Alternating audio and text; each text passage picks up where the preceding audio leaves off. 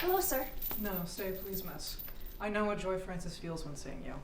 You're her only intimate friend, and her life besides the invalid that I am is so sad that she doubly needs the presence of those dear to her.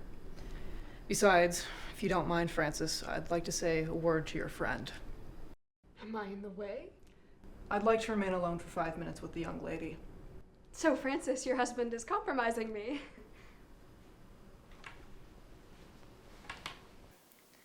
Miss, I know what you mean of Frances. She has an absolute confidence in you. There are things that only you can say to her. There are things that only she has said to you. You are also the only one who can advise her. What do you mean? When I am here no longer, But what makes you able to believe that? I speak of hopes, of a sure cure. I know I am lost. We're going to leave for Montana. Because she wants to. Because she would not forgive herself for doing nothing.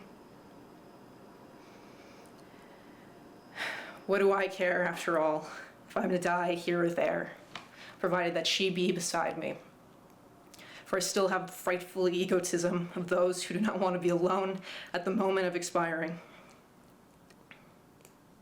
There she will have at least the illusion of caring for me. Quickly she'll notice that the air does me good, that I regain some strength. What do I know?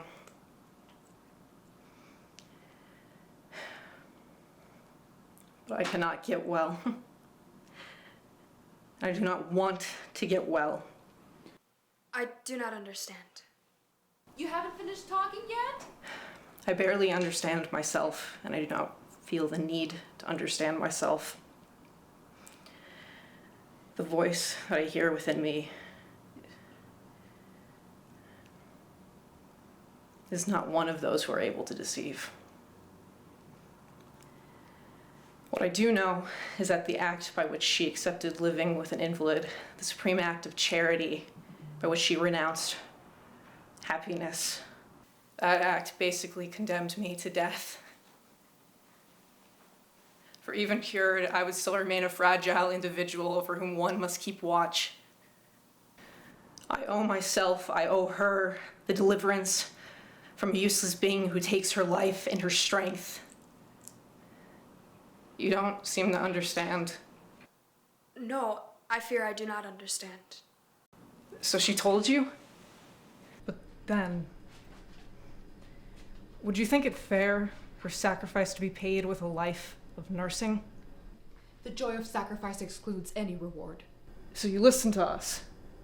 You don't know what he means to tell you, and I have guessed it. He wishes that later on you persuade me not to be faithful to his memory.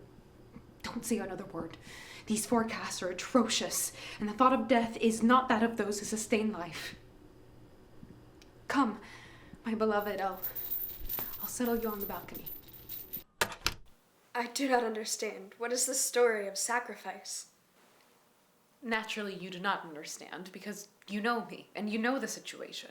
The act of supreme charity, the sacrifice of which he speaks with emotion, is in fact the most egotistical act of my life.